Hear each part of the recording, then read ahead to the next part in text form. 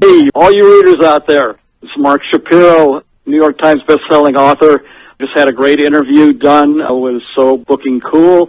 And whenever you're interested in what's going on in the literary world, check out So Booking Cool. You won't be disappointed.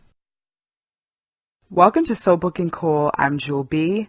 I am delighted to welcome back friend to the show, New York Times bestselling author and respected biographer. He is Marc Shapiro, and we're here to discuss his new book, John McCain, A View from the Hill. Marc, it's so good to have you back, and I remember the first time when you came on the show, you had mentioned that you were close to finishing John McCain's biography, the late Senator John McCain, and this was, right. I believe it was like a month before the late senator's passing. So can you tell us about this whole experience and your reaction? Well, the origin of the book was a combination of things. My agent thought it would be a good idea. McCain was a well-respected member of Congress, the Senate, and is a legendary personality, the total contrarian. And at the point where we talked about it, it seemed like a good idea. Being a bit of a political junkie, I thought, I kind of know the broad strokes of John McCain. He was a prisoner of war. He was shot down in Vietnam, all that kind of stuff that everybody knows. But then I thought about it, and I said, what do people not know about John McCain? And it is a big part of his life is that he was a working politician. He would go to work each day, craft new regulations, deal with people, and basically, it wasn't a 9-to-5 job, but he was kind of the 9-to-5 lunchbox kind of personality.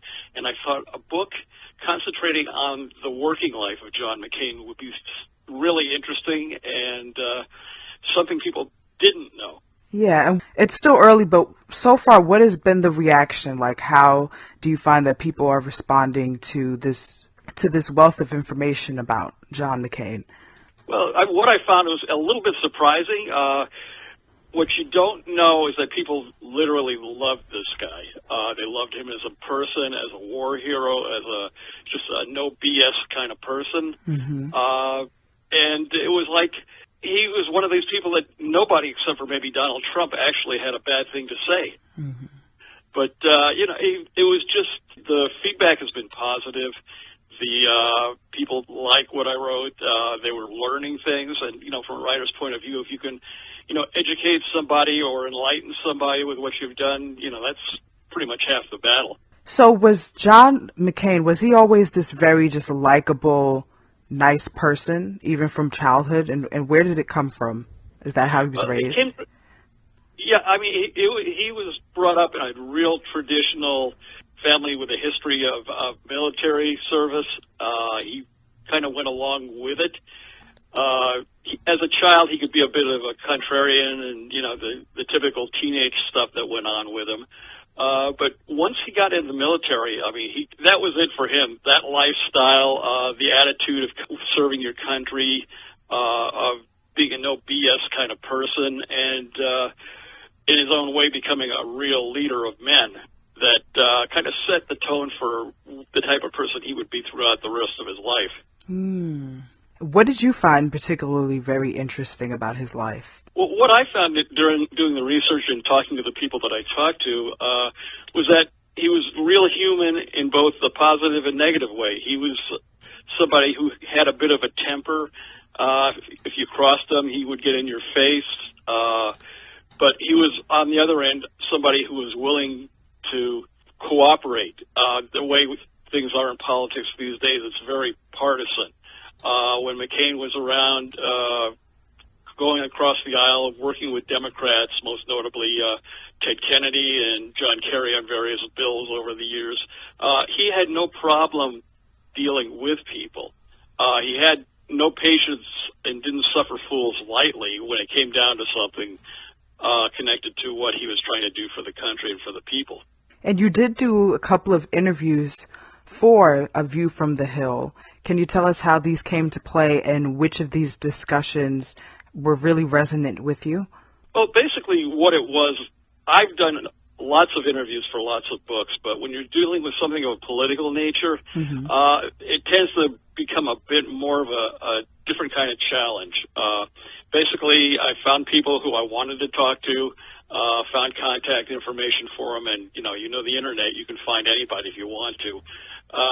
Basically, approached them out just cold, saying, "This is what I'm doing. This is what I would like to talk to you about, and were you interested?" I can tell you a long story short of the people I did get. For every one person I got who was willing to talk for this book, probably another dozen either said thanks but no thanks, or never even responded. And that's kind of the lot in life when you're doing these kind of books, especially in politics, because people tend to want to watch their P's and Q's, especially if they're running for re-election. But I would like to note that the people I did get were the type of people you don't normally get. I got former Senator Evan Bayh, who was very, very anecdote heavy. He was a person who would talk and talk and talk, and gave me a lot of insights into McCain. I talked to David K. Johnson, who was a Pulitzer Prize-winning journalist, who could be a bit difficult to get, let alone have him agree to do it, and he talked to me at length, and I got a bunch of information out of him. I talked to somebody who was one of John McCain's opponents in his very first election bid for the House way back in the day, and he gave me insights into McCain that nobody else would have. So, hype is hype, but I can guarantee you people who even think they know John McCain pretty well, if they read this book, they're going to find some things they did not know, and they will be surprised. Now, when the late Senator John McCain's passing, when that was announced and people found out about it, were there any changes or updates that had to quickly be added to the book? Well, if you're looking for gallows humor, the book was done when Mr. McCain passed, and what happened is I got a phone call saying, well, they're having the funeral as we speak, so we've got to get another couple of chapters in at the end to make this as up-to-date as possible. And I understood that, and I happened to be watching the funeral on TV at that time, and all the things that went along with it. So I basically just sat in front of the TV with a notebook, taking notes as the funeral procession was happening and all the other related things, and wrote another 2 chapters at the end of it, just to make it as up to date as possible. Wow, was it hard coming up? Yeah, go on. I was going to say it's not. I've had situations in the past with books where I've written a book and then the subject passed or there was a life change of some kind. I'm used to doing those kind of things. I mean, the idea that I would get a call and saying, well, we need, 2 more chapters and, in a few days. I said, I can do that. I mean, I knew where I would get my information and I knew what needed to be written. So, that's pretty much it. But, you learn with every book you do. The McCain book was an introduction to the way of politics. When you approach people, when you're doing like a Norman Reedus from the Walking Dead book, it's a little bit different vibe than when you're talking to, people high up in the journalistic community and high up in, in Congress and the Senate and all that. You don't necessarily have to watch your P's and Q's, but you basically do a different kind of dance trying to get them to cooperate. And to the degree I got people to cooperate, I feel like, it was a job well done. And again, you learn things. You always learn things when you're writing a book, no matter what the subject is or who the subject is. And, as we know, you are also a very seasoned journalist as well. So, right. you have the experience and stuff. But what were some of the ways in which you danced throughout these interviews to get these people who were in these certain high positions and everything to cooperate? Well, I mean, I'm a no BS kind of person as well. I just told them flat out, this is what I'm doing with the book. I'm not writing anything sleazy or exploitive. And I gave them some sample questions. This is the areas I would like to cover with you. Obviously, there'll be more, but, this is basically the jumping off point. And once you put people in their comfort zone and they know you're not a flake or a crazy person, they more often than not, if you get that far in the process, they'll usually agree. Sometimes at the end of the day, they won't.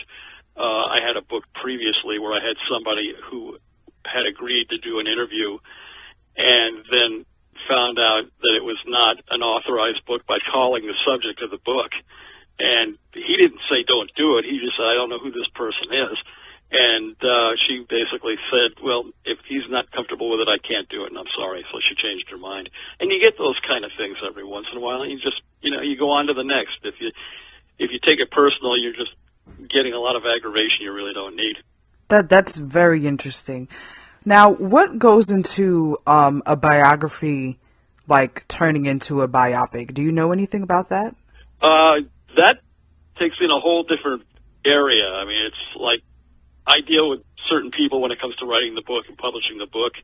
I've had one or two brushes over the years with the film rights being bought, and it's very complicated, and more often than not, to people like me, it never makes sense. But I mean, nothing of mine has ever made it to the screen as at this point. But you never say never.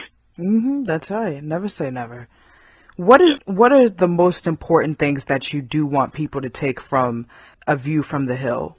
That John McCain was a man of many facets. He was a complicated man. He was a human being. He could give as well as take. A couple of chapters in the book focus on his two presidential campaigns, which got down and dirty, and looking at how McCain handled it in both cases. It's an insight. If you know nothing about John McCain, read the chapters on the presidential campaigns, and you'll get a real good idea of what the man was made of. Again, I keep hearkening back to the fact that he was a no BS kind of guy. Well, an adjunct to that is if he felt he was right, nothing was going to change his mind. And over the years, he had a lot of things happen that challenged his idea of what he felt was right for the people and for the country. And more often than not, he would either compromise to a point where he came out on the winning side, at least in his own mind, or he basically just kept on. I mean, when you know you're right, you're right. And John McCain knew when he was right, he was right. And it sounds a little kind of double talkish, but you have to know McCain to know that he's kind of, that's the way he works. Things don't have to be complicated. If he wanted to do things a certain way, ultimately they would get done a certain way. Or even if, on several occasions where he had bills in Congress that will ultimately get shot down, he would usually, pick himself up and just resubmit the bill. He had a couple of things that went on for years and years, and ultimately never got to the point where he was totally happy with it, but he got something out of it. And, it was just, we don't have people like John McCain anymore. I mean, in this era of partisanship and, bickering and fighting, I mean, the whole political scene in this country has become very tribal. It's not like people are trying to work things out anymore. They're just, you're wrong, you're wrong, you're wrong, and they're going at it. It's dire predictions that what we've got now is going to turn into another civil war at some point, which I hope it does not. But we need more people like John McCain. I mean, that sounds cliche as hell, but we really do. I talked to one person who made the point of saying that John McCain was a throwback to the people, to the founding fathers of this country. If there had not been people like John McCain when this country first came into being, we would probably have 13 different United States of Americas as opposed to the one we ended up having at the beginning. McCain was willing to compromise. He was willing to work with everybody. I mean, he is a model for what things should be today. Those are some powerful words, Mark. Yeah. And that's coming from a Democrat. Right. I mean, I can't think of too many Republicans these days that I would, vote for or sit down and watch him speak. But in his own way, McCain was like the ultimate politician we would want to have. He would work with anybody to benefit the people. He would work with Republicans. He would work with Democrats. He was not afraid to be criticized, and he would often be criticized by Republican Party members for daring to work with like a John Kerry or a Ted Kennedy. And didn't stop him. I mean, they could say what they wanted, but he kept on doing it and got a lot of things done by working across the aisle. Would you write a book on another politician? I have. Oh, okay. Okay. Donald Trump. Wait, this isn't, is this out? Oh, this came out, this was pre John McCain. The book is called Trump This, The Life of Donald Trump.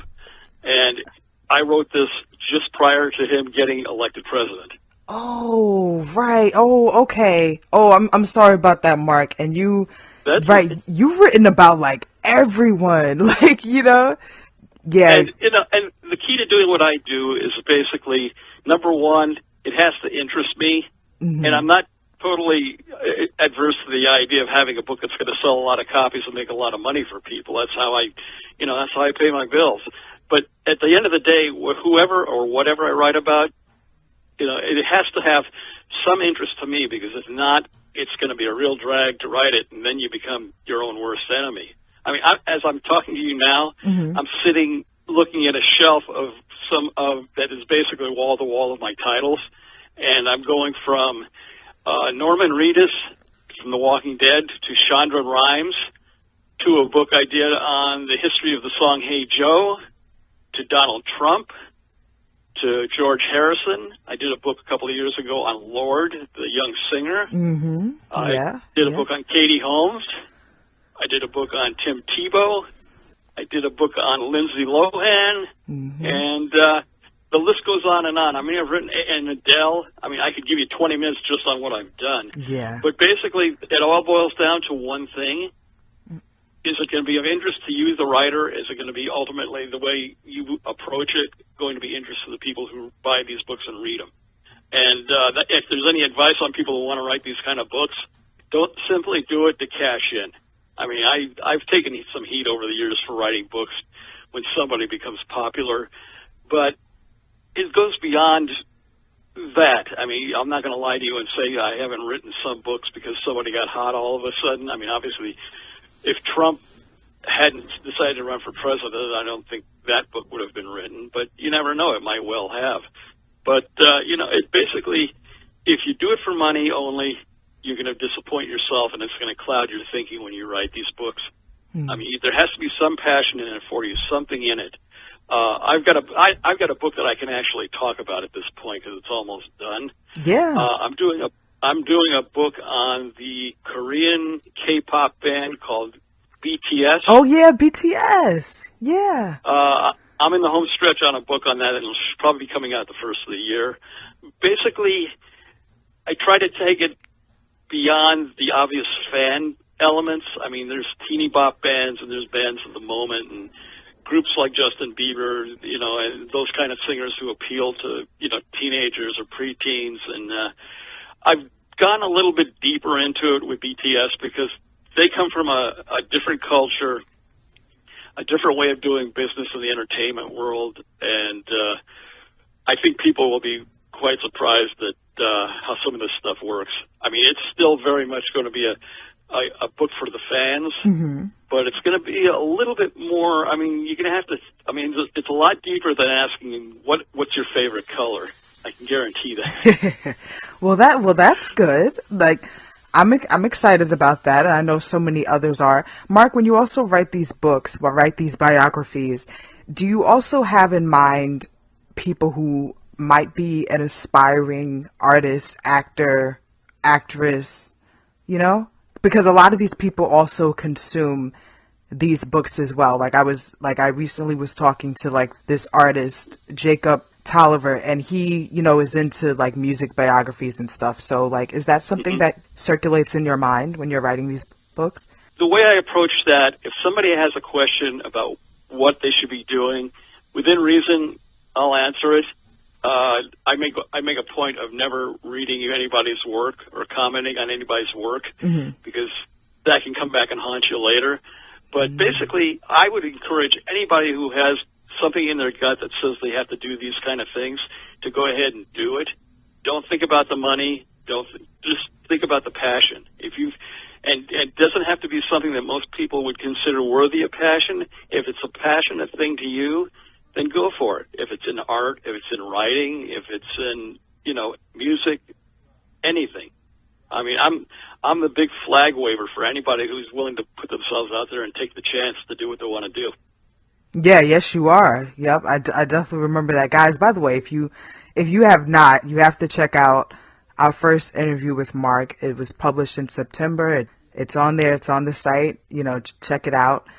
So did you do any interviews at all for the BTS biography? Not to this point, and basically it was a situation where there was a lot of things that I would have to go through that would probably interfere with the deadline on this thing. But I was given carte blanche to do any kind of research on it that I could, and I'm finding out. And again, like everything else, this is a new experience for me because most of the press that has been done on BTS comes from either Korea, China, Japan, and most of it's in the Korean language. I don't know Korean. Wow. So, but fortunately, thanks to computer science, anytime I find a story that's in the Korean language that I think that might be useful, there's always a little box up in the corner that says translate to English, and I just hit that, and I get the English translation, which has helped quite a bit on the research here. Again, there have been some real quickie BTS books that have come out, but they've kind of focused on the basics, and it kind of, I mean, based on what I know about them, it's like, you know, give people something new. And because I was able to get into these Korean, you know, magazine articles and interviews, I think even the most diehard BTS fan will find something that they didn't know about the group. Oh, yeah, I have no doubt about that. So do you think, and I know, Mark, you're about, like, go-getters and chasing your dreams and stuff, which is, like, if you want to do something, just do it, you know, which I agree with. That is phenomenal. But do you also think that anyone could, like, because like you said, you write biographies about topics and about people that interest you, which I think that is important. So is that enough? Because you're also someone who's seasoned. But is that enough for someone to say, okay, this is someone who really interests me, and I think that they have a very interesting story, a compelling story. Should they go after it, even if they don't have your credentials? I have more than one occasion, and actually I know somebody, and I won't go into specifics because he's a close friend, who is doing a book that he says he's going to self-publish. All I could do is encourage him. You know, when I have an idea, I'm not, like I said, I'm not a new person on the block with this. If I have what I consider a good idea, I go to my agent and in turn to my publisher, and we kind of hack it out. Sometimes I have what I consider a great idea that gets rejected, either by my agent who doesn't think it's got, you know, whatever, or a publisher who doesn't think it's got whatever. But, you know, ideas are like raindrops. It's like you can have an idea 5 minutes from now, and then you can have another idea 5 minutes from now. But the main thing, if you're excited enough to put it out there and pitch it to somebody, if somebody is brand new, has an idea, has a little bit of writing background, has some samples of something they can show a prospective publisher, you know, go for it. Send them a letter. I keep hearkening back to that very first book I did on the band The Eagles. That wound up being published in the United Kingdom. And I just sent a letter to the publisher introducing myself, saying, this is who I am, this is what I've done in music journalism, interested in writing a book, if you've got anything coming up you need an author. And ultimately that initial letter turned into the book I did on the Eagles for them, which was a pretty big seller for me. Yeah. But the bottom line, don't be afraid to take a chance. I mean, if you go to parties and this and that, and everybody says, well, I'm going to be this, or I'm a writer, or I'm a poet, or talk is nice, but talk is cheap. You know, if you're going to get rich emotionally and otherwise, just do it. If you have an idea you believe in that strongly, just do it. Do whatever you can to get it out there. You know, same thing with fiction. I mean, I dabble in fiction, and I've had a couple of short stories published recently. And, you know, it's basically you write it and then you put it out there with fiction. I mean, fiction is a little different animal than nonfiction and biographies. But if you're passionate about anything, when you boil it all down, it's simple. You know, how bad do you want it? If you want it bad enough, you'll move heaven and earth to get it done somehow, some way. It may take a long time. It may never happen. But at the end of the day, you'll have the satisfaction of knowing that you gave the old college try. And on that note, Marc Shapiro, oh my goodness. It's always great having you on, and I can't wait until we do it again, Marc. John McCain, A View from the Hill, is available everywhere books are sold, right, Marc? Right. Riverdale Avenue Books, John McCain, A View from the Hill. You can get it on Amazon. You can go to Riverdale directly and order copies. You can get it in various formats. You can get it as a Kindle. You can get it as a print on demand. May even show up in a couple of bookstores. You can find a bookstore these days. Yes, that is true. And definitely make sure you call up your bookstores as well and ask for not even just A View from the Hill, but, you know, again, Marc Shapiro has like over 80 books. Yeah, feel free to order them all. Christmas is coming. Yes, it is. Yes, it is. Any final thoughts, Marc? Because I do always welcome my guests to share anything else that they'd like to add. Well, I'll try to keep it down to about a couple sentences this time. I know I have a tendency to get a little carried away. But basically, have the passion and the desire to do what you believe. If it's in the creative world, if it's in your personal life. I know it's sounding like a little bit of a kind of a cliche type of thing, but there's a reason things are cliches, and that's because they're ideas that tend to work in the long run. And when it comes to the creative mind, cultivate that. When you're not reading, write. When you're not painting, go to museums, check out, see what other people have done. Write poetry. And here's an example, and I don't know if you can use this, but I'll throw it out there anyway. Recently, I came across a very old, dusty, musty notebook of my very first writings, dating back to 1971. I was just out of the Army and probably not in the best frame of mind. Of course, that was the perfect time to start writing. Wrote short stories and poetry, and I looked at them and I said, I wrote this stuff in 1971. I wonder if it's got any legs at all. And I went through the notebook and picked out like half a dozen poems that I had written back then, sent them to a magazine, and they were all accepted. Wow. Like 40-some-odd years later. You know, so never give up on anything. You never know when something's going to pop out of a musty, dusty notebook and change your life. Ooh, yes, that is powerful. Thank you so much, Marc, and to all the listeners, until next time, so booking cool.